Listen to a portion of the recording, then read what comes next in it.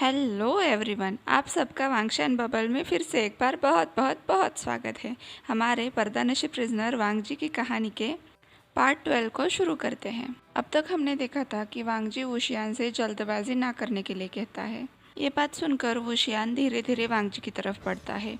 वांगजी पीछे हटना चाहता था, लेकिन हर बार तो वो बुज़दिल नहीं बन सकता था। बड़ी मुश्किल से उसने अपने पैर उसी जगह पर टिकाए रखे। वुशियान उसके बिल्कुल सामने आकर खड़ा हो गया। वुशियान ने अपने कमर से सुइयां निकालकर टेबल पर रख दी। टेबल से टकराने से उसकी नोक मछली की तरह तड़पते हुए आवाज करने लगी। वुशियान ने गंभीर आवाज में कहा, उनसे छुपने का कोई फायदा नहीं है। वो पहले से जानते हैं कि हम यहाँ हैं, या फिर यूँ कहो कि वो चाहते हैं कि हम यहाँ हो। उसे वो सब कुछ मिलेगा जो उसे चाहिए। जो उसने शुरू किया था उसे मैं ख़त्म करूँगा। वुशियान की आंखों से अंगारे बरस रहे थे और आंखें वांगजी पर टिकी हुई थी। जो मेरा है उस पर उसने नज़र रखने की हिम्मत की।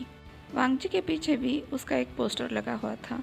वुशियान ने उस पोस्टर को ज़ोर से खींचा, जिससे वो आधा फट गया। बाकी का आधा उसने अपनी मुट्ठी में मरोड़ लिया। वो इतना गुस्से में था कि उसके कपाल और गर्दन की नसें उभर कर दिख रही थी। उसने अपने हाथ का पोस्टर दूर फेंकते हुए कहा, वो उसकी ज़िंदगी का आखिरी दिन होगा, जिस दिन वो मेरे सामने आएगा। इस घटना से उभरने के लिए वांगजी को कुछ पल लगे। वुशियान इतना प्रभावशाली और आक्रामक था कि वांगजी उसके सामने अपने आप को छोटा महसूस करने लगा। चिरेन ने भी वांगजी की पीठ थपथपाई ताकि उसे कुछ हल्का महसूस हो। सुइबिया खून में नहा चुकी थी, वेन्स के खून में, लेकिन अभी भी उसकी प्यास नहीं बुझी थी। उसे वेनशु का रक्त चाहिए था। जब वेनिंग ने उस टुकड़ी के मुखिया वेनली को वुशियान के सामने लाया तो वुशियान ने उस तक संदेश पहुंचाने से पहले उसके दोनों हाथ काट दिए। अपने सेनापति से जाकर कहना, मैं खुद आ रहा हूँ, उसकी मौत बनकर। वुशियान ने उस मुखिया पर आखिरी वार करते हुए कहा। वेनली घसीटते हुए वहाँ से दूर चला गया जब तक कि वो अपने पैरों पर खड़ा नहीं हो जाता। जैसे उसे अपने पैरों पर खड़ा होने का एहसास हुआ, वो जल्दी से अपने सेनापति की तरफ भागा। अगले दिन जियांग सेना क्लाउड रिसेसेस के जंगल में पहुंच चुकी थी। गुसू के लोग घायल सिपाहियों का इलाज करके उन्हें फिर से युद्ध मैदान में भेजने के लिए तैयार कर रहे थे। लान सिचेन और लान चेरेन ने सभी विद्यार्थियों को सभी घायल सिपाहियों का इलाज करने के लिए कहा, लेकिन जिंगी ने कहा, उन्होंने हमारे हंगुंजुन की बेइज्जती की थी। उसके चेहरे पर नाराजगी साफ दिखाई दे रही थी, जिस पर लान चेरेन ने उसे हाथ के पंखे से मारा। लान सिचेन चुपचाप वहाँ से निकल गए। उसके अंकल की बात भी सही थी। वो किसी जख्मी को ऐसी हालत में नहीं छोड़ सकते थे, लेकिन अपने छोटे भाई को सरेआम बेइज्जत करने वालों के साथ वो नहीं रुक सकता था। वांगजी की उंगलियों पर नीली रोशनी थी। वो वेनिंग का इलाज कर रहा था। वेनिंग ने जब पाया कि उसके फसलियों में से दर्द गायब हो चुका है, तो वो खुश होकर फिर से लड़ने के लिए तैयार हो गया। वांगजी अगले सिपाही की तरफ मुड़ने ही वाला था कि तभी जंगचा की आवाज़ उसे सुनाई दी। लानर गोंगजी? वांगजी ने उससे परेशानी का कारण पूछा तो जंगचा ने बताया कि वो वुशियान के लिए परेशान है। उसके भी छाती पर घाव हुआ है, लेकिन अभी वो पास के झरने में गया है। कल से ही उसका गुस्सा 7वें आसमान पर है। वो अभी किसी को अपने पास तक आने नहीं दे रहा है, ना ही खुद दवाई लगा रहा है। जंगचा ने वांगजी को वुशियान के पास जाने के लिए कहा। वांगजी कुछ पल के लिए तो सोच में पड़ गया, लेकिन फिर उसे एहसास हुआ कि जंगचा सही कह रहा है। वेन्स के खिलाफ लड़ते हुए वुशियान घायल नहीं रहना चाहिए। उसका घाव उसकी हार का कारण न बने। वैसे घमंडी सेनापति को जीतने के लिए वांगजी का जिद्दीपन काफ़ी है। जंगचा सही था, वुशियान उसे मना नहीं कर पाएगा। ये सब सोचते हुए वांगजी ने हाँ में सिर हिलाया और वो उठकर झरने की तरफ जाने लगा। लानर गोंगजी? जंगचा ने उसे फिर से आवाज़ लगाई।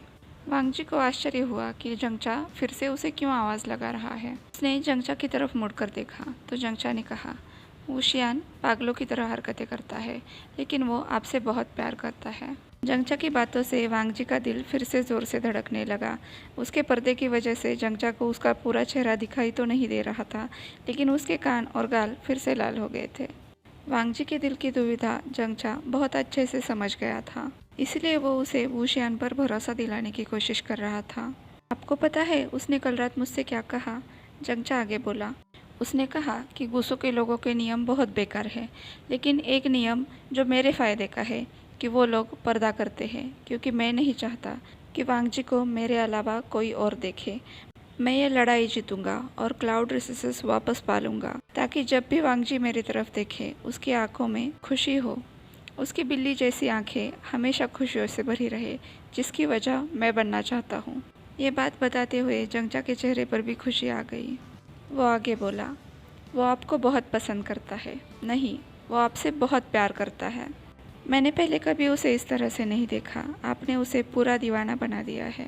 इस पूरे वक्त वांगजी की आंखें ज़मीन पर थी। वुशियान पर शक करने के लिए उसे बुरा लग रहा था। उसके लिए वुशियान की भावनाएं जानकर उसके पूरे दिलो दिमाग में खुशी की लहर दौड़ पड़ी। शुक्रिया जियांगर गोंगजी, अब मैं जाना चाहूँगा।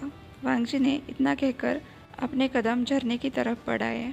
वो जंगजा की चिढ़ाती हुई नज़र और मुस्कुराते चेहरे का सामना नहीं करना चाहता था। वुशियान गुस्से में चिल्लाने वाला था जब उसे कोल्ड स्प्रिंग में किसी के होने का एहसास हुआ। अब तक उसका गुस्सा रत्ती भर भी कम नहीं हुआ था। होता भी कैसे, जब तक वो वेंशु की आंखें नहीं नोच लेता, जिसने वांगजी पर नज़र रखने की हिम्मत की थी। वो अपने नाखूने से उसकी आंखें नोच लेगा। उसकी सुइबियाँ वेंशु के दिल के आर पार होगी। वो दिल जिसने वांगजी के बारे में सोचने की भी हिम्मत की, उसके वांगजी के बारे में। जियांग गोंगजी, तभी वांगजी ने धीरे से आवाज़ लगाई। वो नहीं चाहता था कि वुशियान का सारा गुस्सा उसके ऊपर निकले। वुशियान ने उसकी तरफ घूर कर देखा। वो अभी भी कुछ नहीं बोल रहा था, लेकिन उसकी नज़रें कह रही थी, मुझे अकेला छोड़ दो। उन गुस्से आंखों की तरफ अनदेखा करके वांगजी वहीं पर खड़ा रहा।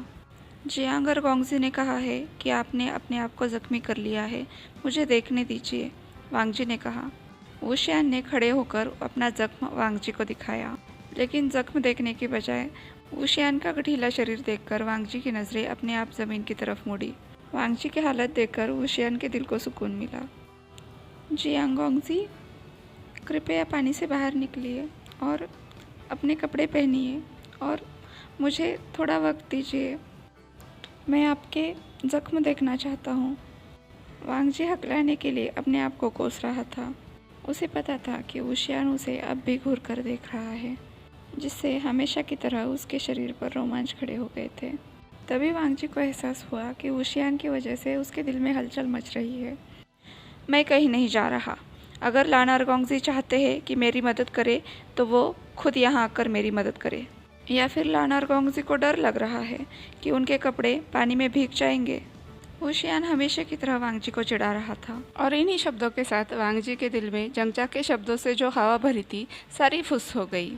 उसका चेहरा पहले की तरह सख्त हो गया। वुशियान के भीगे गठीले शरीर के बजाय उसने अपनी नज़रें वुशियान के चेहरे पर टिकाई। वैसे भी उस शरीर में है ही क्या, बस गीला ही तो है। थोड़ी सी पानी की बूंदें टपक रही है और कसरत की वजह से उसे ठीक ठाक आकार मिला है। वांगजी उसकी तरफ बिल्कुल नहीं देख रहा, बिल्कुल भी नहीं। उसकी गर्दन से होते हुए पानी की बूंदें नीचे जा रही थी, छाती, पेट और ज़रा ठहरो तो सही, क्या वुशियान ने कपड़े नहीं पहने? मज़ा आ रहा है? वुशियान की बातों से वांगजी के ख्यालों का भंवर टूट गया। उसका चेहरा पहले की तरह गंभीर हो गया। वुशियान ने उसे फिर से एक बार रंगे हाथों उसे घूरते हुए पकड़ लिया था, लेकिन अभिमानी वुशियान के मुंह लगने का कोई फ़ायदा नहीं था। वैसे भी वांगजी हार तो नहीं मानने वाला था। उसने झरने के किनारे पर अपने आउटर और इनर रोब्स निकाल कर रख दिए। वांगजी की फ्लॉलेस स्किन देखकर अब वुशियान की हालत ख़राब होने लगी। उसका शरीर और पतली कमर तो दिख रहे थे, लेकिन चेहरा ढका हुआ था। अब घूरने की बारी वुशियान की थी, पर जैसे कि वुशियान सोच रहा था, वांगजी ने अपनी पैंट नहीं उतारी। उसके बजाय उसे घुटनों से ऊपर तक फोल्ड करके वो पानी में धीरे धीरे उतरा। वुशियान उसे ऐसे ताक रहा था जैसे सदियों से भूखा अपने खाने को ताकता हो। वुशियान की सांसें रुक गई। यह वही दृश्य था जिसे वो हर रात अपने सपने में देखा करता था। एक पल के लिए भी वांगजी से उसकी नज़रें नहीं हट रही थी। पानी में कदम रखते ही वांगजी के मुंह से आवाज़ हुई और वुशियान ने अपनी आंखें बंद कर ली। उसकी लोअर बॉडी अब इस टॉर्चर को नहीं सह पा रही थी। वुशियान की हालत देखकर वांगजी के दिल में गुदगुदी होने लगी। अब जाकर उसने सेनापति वुशियान पर विजय पा ली थी। शक्ति से ना सही, युक्ति से ही सही। वो वुशियान से एक हाथ की दूरी पर खड़ा हुआ। मैं पानी में आ गया हूँ, अब तो मुझे चिकित्सा करने दीजिए, वांगजी ने कहा। वुशियान ने अपनी हंस की आवाज़ में कहा, तुम्हें बिस्ट को उठाना नहीं चाहिए था। वांगजी की भौहें सिकुड़ गई। उसे वुशियान की बातों का मतलब समझ नहीं आया। बीस्ट? क्या यहाँ पर बीस्ट है? किसी ने उसे मार गिराया था? क्या वो खतरनाक है? वांगजी के चेहरे से ये सवाल झलक रहे थे। वुशियान की तेज़ नज़रों को नज़रअंदाज करते हुए वांगजी संभल के उसके पास गया। लेकिन अभी तक उसने पानी के अंदर के बीस्ट को महसूस नहीं किया था।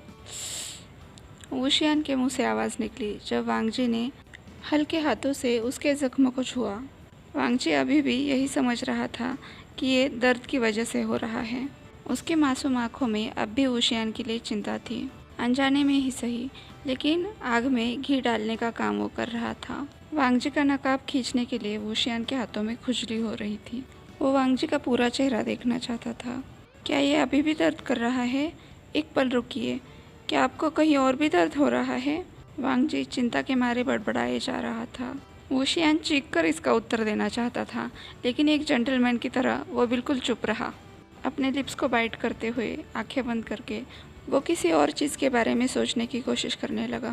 वांगजी अभी भी यही सोच रहा था कि वुशियान बहुत ही ज़्यादा दर्द में है, वरना इतना शक्तिशाली व्यक्ति ऐसे दर्द में क्यों करा रहा होता। बिना देर किए वांगजी ने मंत्र पढ़कर अपनी दोनों उंगलियों से नीली रोशनी निकाली। उस नीली रोशनी का चक्र बनाते हुए वो वुशियान के जख्म का इलाज करने लगा। वुशियान खुलेआम वांगजी को ऐसे घूर रहा था जैसे वो उसे किसी भी पल खा जाएगा। वांगजी का ध्यान पूरी तरह से वुशियान के इलाज में लगा था, लेकिन वुशियान इसे और सह नहीं पाया। उसने धीरे से वांगजी के पर्दे की गांठ खोल दी। वांगजी का खूबसूरत चेहरा अब पूरी तरह से शिकारी की नज़रों में भर रहा था। शौक की वजह से वांगजी की आंखें बड़ी हो गई और उसने जो हीलिंग चक्र बनाया था वो फ्लिकर होने लगा। आंखें बंद करके वांगजी फिर से एक बार हीलिंग चक्र पर ध्यान एकत्रित करने लगा। इस बात का फ़ायदा उठाने की वुशियान ने सोची। उसके चेहरे पर एक नोटी सी स्माइल आ गई। उसकी आंखों में वांगजी के लिए प्यार था।